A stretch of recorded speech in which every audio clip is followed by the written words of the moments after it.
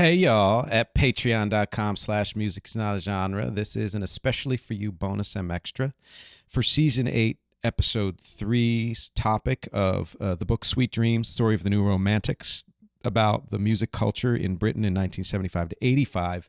And as promised in that main episode, this bonus episode is focusing on one of the hugest bands of that period, Spandau Ballet. As an American, you might say, what? I know this much isn't true because we think of that one song. But apparently they were freaking huge in Britain. And by the way, note to you Patreon people and hello to you non-Patreon people, because I am absolutely going to be releasing this into the wild sooner than later, partly because I love the topic and partly because, I need the material. The things have been busy. Plus, I think you guys will love it out there in the world. It's become more and more common, as I mentioned in the main episode, that I am blown away by how huge an artist's success is in the UK and other countries as compared to the US. There were several artists mentioned in the book I had never heard of. Working Week, which is a jazzy band, I believe. Status Quo. Been around since the early 60s, still around, over 60 charting hits in the UK. Who are they? All right. Spandau Ballet, of course, I had heard of. Roxy Music, I had heard of. I kind of realized how big Roxy Music was in Britain because I, have listened to an album or two and I knew about them for years. Spandau Ballet, until I read this book, had no idea they were that huge. Frankie Goes to Hollywood, another one. Gigantic impact in the UK. And they had a couple hits here. Good hits, though. So this one, though, is on Spandau Ballet. Again, no world prior to reading this book that I would have known they were this huge, which compelled me to want to learn more and to share it with you, which is why I do this. This won't be a full episode as I usually do, a detailed history and detailed look at each album, because it is a bonus episode. But it will be a healthy overview, and you will learn a lot, as I did. And you may even want to check out their music more thoroughly beyond True. Ba, ba, ba, ba, ba. I'll keep the show format similar, shorter. History, albums and singles, conclusions. We'll focus mainly on their chart and career success and what that says about cross-cultural exchange or not. So here goes. History. The band proto-formed as the band Roots in 1976 when guitarist and songwriter Gary Kemp teamed up with Steve Norman, then on guitar and eventually on sax. They were inspired to work together and to form a band by the Sex Pistols, which they sound nothing like. Although earlier they sound a little more like them than they did later. By the way, Gary Kemp quoted frequently in the book. They were eventually joined by John Keeble on drums, Michael Ellison on bass, and Tony Hadley on lead vocals, and did mostly cover tunes of 60s songs. A lot of well-known bands started out doing cover tunes. Beatles, Stones, I mean, I'm blanking on how many others. Some lineup and name changes ensued through 1976 to 79. Ellison left and was eventually replaced by Gary's brother, Martin Kemp. Last, the classic and enduring lineup to join. Name went from Roots to The Cut to Gentry to eventually Spandau Ballet. Writer Robert Elms suggested the name after he saw it on a wall in Berlin. Not the Berlin Wall, but just a wall in Berlin. Then a note on Spandau Ballet name later in the conclusions. Through this period, Gary Kemp wrote more and more originals, and they shifted focus from punk and post-punk to a mix of live and electronic instrumentation, and debuted as Spandau Ballet in late 1979. From 1981 to 89, they released 6 albums. We'll talk more about that shortly. They broke up in 1990 over a disagreement about royalties. I mean, it's got to be one of those things. Reformed from 2009 to 2019. Towards the end of that, Tony left. There was a new lead vocalist. I'm not going to talk about him. Sounds like a jerk. And then released another sort of album after their initial reunion in 2009 with Tony Hadley. They were so successful in mid-80s UK that they were the first band Bob Geldof contacted to be a part of Do They Know It's Christmas. The first band. And also they performed at Live Aid, I guess the Wembley Live Aid in 1985. During their 19-year hiatus, the band essentially broke into thirds. Brothers Gary and Martin pursued acting fairly successfully, even after Martin had 2 brain tumors removed, and he's still alive. Gary bounced between acting and music. Tony Hadley and John Keeble, the drummer, formed a new band together, 69 Days, D-A-Z-E. Tony was also on stage. Steve Norman got into Balearic music and eventually formed Cloudfish. Based on how acrimonious their second breakup was in 2019, more so than the first, it's unlikely they'll reform. That's fine. And I'll tell you why later. Let's get into the discography or the chronology. Note, this is not a full normal episode, so I did not listen to every track on every album as usual, but I did listen enough to get context, perspective, and a good overview and an understanding of the music. So their first album in 1981 was Journeys to Glory, synth pop, disco, and funk mix. Reached number 5 on the UK charts, contains 8 songs, including 3 top 20 singles. To cut a long story short, number 5 single released in 1980. The Freeze, number 17 single. For both of these songs, I love the sound, and of course, wish they had stuck more with this than their Blue-Eyed Soul sound, which they would morph into. It's very strong Brit synth dance with an arch quality to it. It's kind of like if you mixed Joy Division and Duran Duran. And then the third single, Musclebound / Glow, which was 2 songs, double A side, went to number 10. The first song, Musclebound, is kind of a synth rock steady, which is the rhythm, the beat, the tempo between ska and reggae. Second one is similar to the first 2 singles. So Glow is similar to The Freeze, and to cut a long story short. Following year, they released their second album, Diamond, 1982, which went to number 15 in the UK. So not as well, but pretty good. Moodier funk orchestral elements were added in, and there were 4 singles released. Chant number 1, I Don't Need This Pressure On, was released in 1981. It went to number 3. It's the only of their songs to ever make a playlist of mine. It's actually a very good song. Chant number 1, I Don't Need This Pressure On.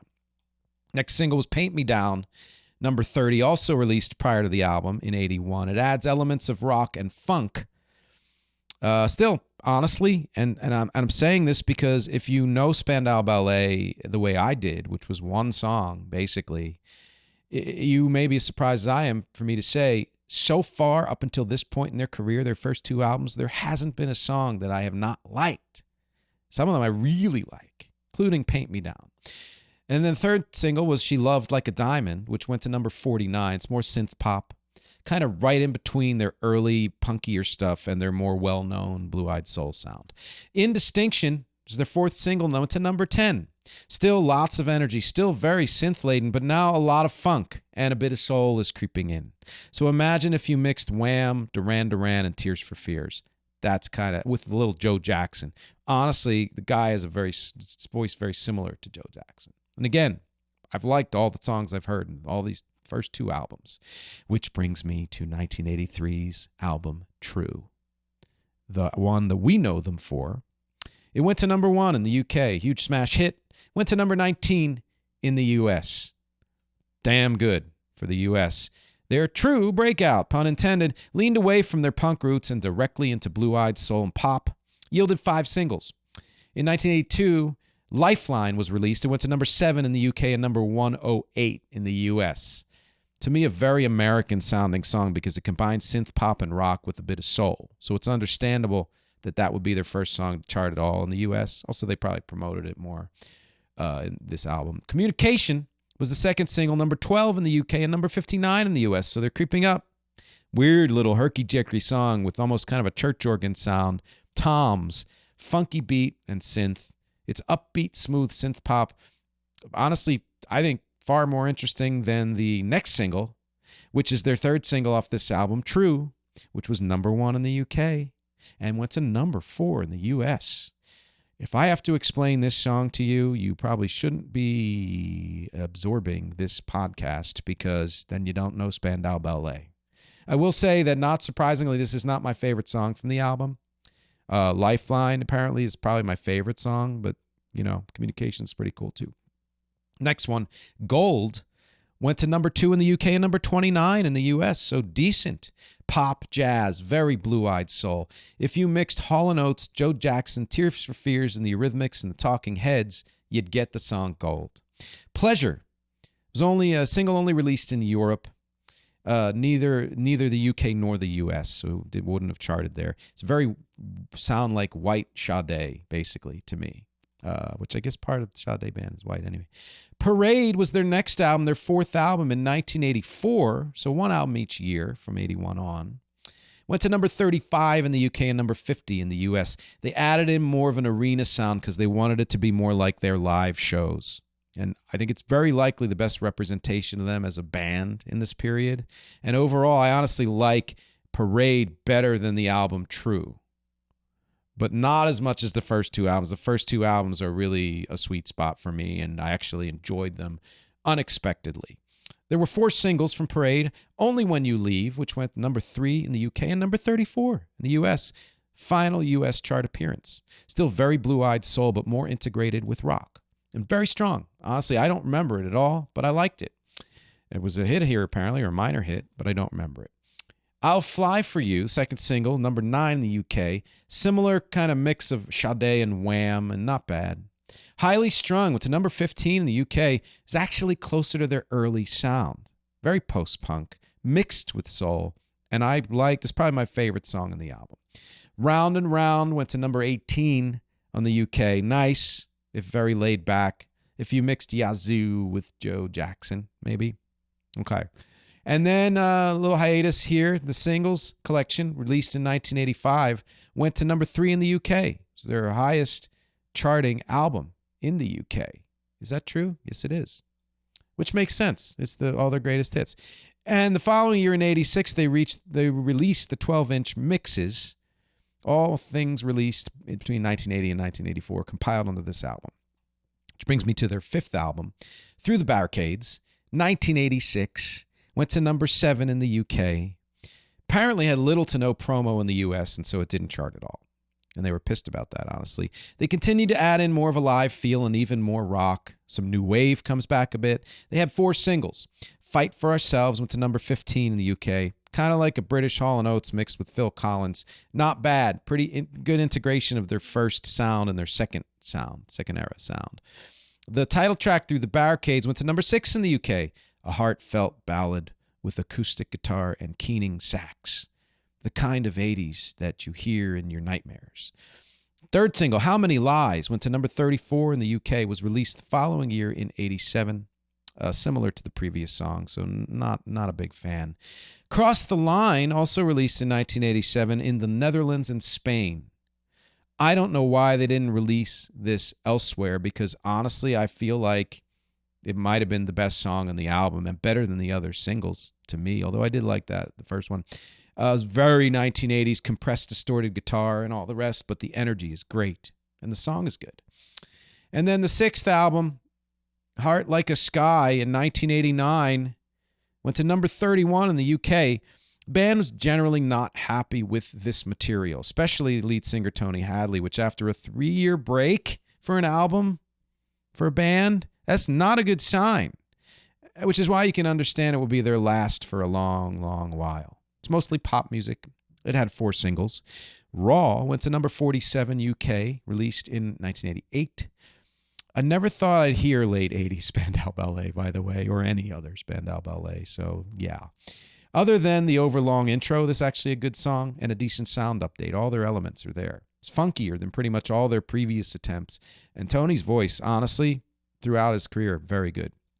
Second song, Be Free With Your Love, went to number 42 in the UK. Quote-unquote inspired, strident, soft rock, typical of this period.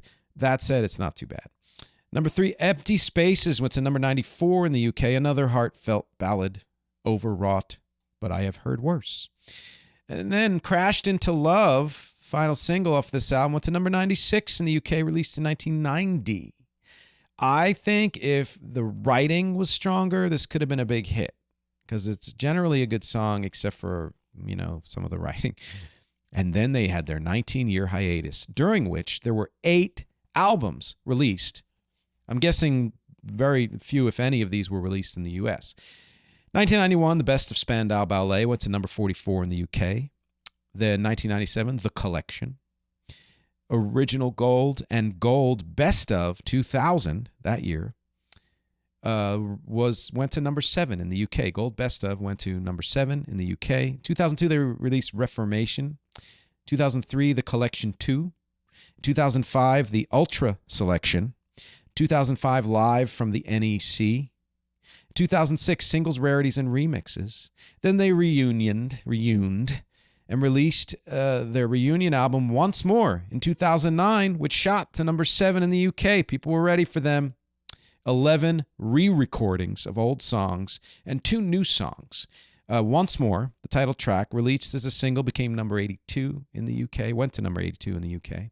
And Love Is All was the other new song. Apparently, the redos were underwhelming. I listened to some of them, and to me, it's like they were doing mature versions of their old songs, which I'm not a fan of that, unless it's just sublime and perfect, which is rarely the case. Although I will say the arrangements, the production, the performances, all really uniformly very, very good. Tony's voice, again, great.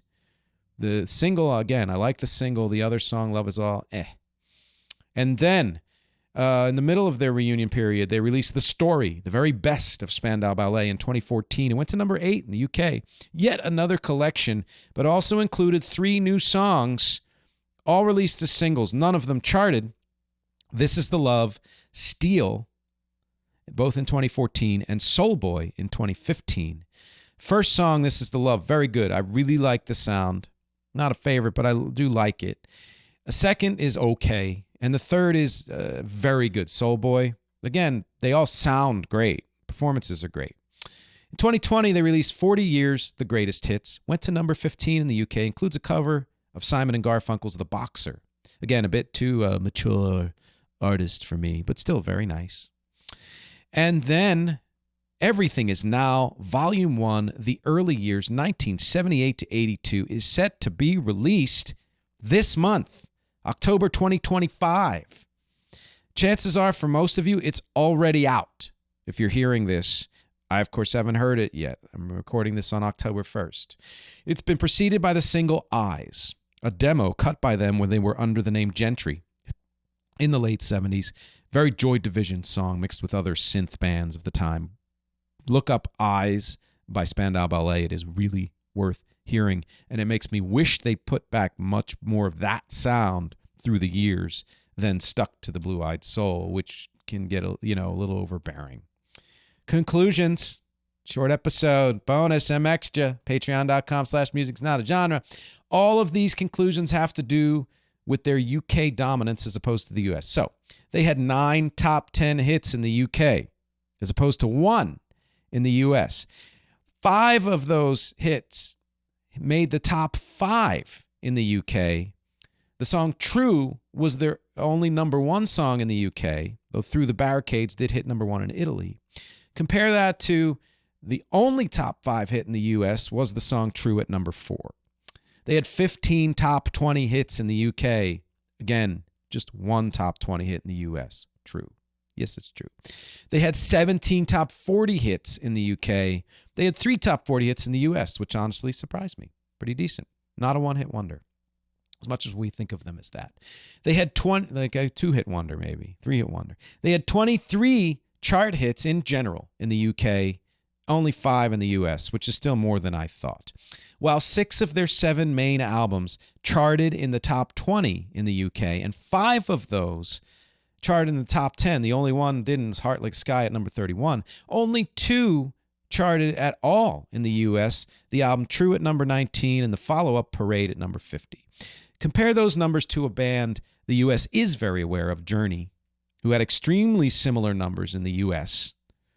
One, number 1 at Open Arms, which is the same as, Spandau Ballet, one number 1 in the UK. 17 in the top 40, same as Spandau Ballet. 26 charting singles overall. Spandau Ballet had 23, though far more singles released in general that didn't chart than Spandau Ballet because they've been around longer. And 8 albums in the top 20, similar to Spandau Ballet's 6 albums. And you can understand, based on that comparison between Journey and Spandau Ballet, that Spandau Ballet were as huge in Britain as Journey was in America. Let that blow your mind. And maybe let that, compel you to listen to some more Spandau Ballet. I'm going to recommend the first 2 albums and some of the stuff off of the next 2 albums. Those would be my recommendations. Final word on the name. When I was a kid, everybody made fun of the name, or at least thought it was geeky, because it was associated with the song True. And my contention is this. If you're starting out as a band that's post-punk, synth, kind of, somewhat Joy Division-y, but a little smoother, whatever, however you want to call that kind of mix of post-punk and synth and new wave and all that, new romantic, naming yourself Spandau Ballet has kind of an irony to it, because it's this idea of smooth and aspirational and kind of a high-minded. When you start to do music that is also smooth and high-minded, I don't think the name works anymore. Now, of course, they had to keep it because they were huge, and why change your name? But this dichotomy there, that kind of yin-yang of the music not fitting the name, no longer applied. And that's partly why they have the reputation they have here in the States. That said, again, worth looking deeper into. Spandau Ballet, you heard it here possibly first, at least in America. Thanks for checking out this bonus MxTRA wherever you are, and I will talk to you next week.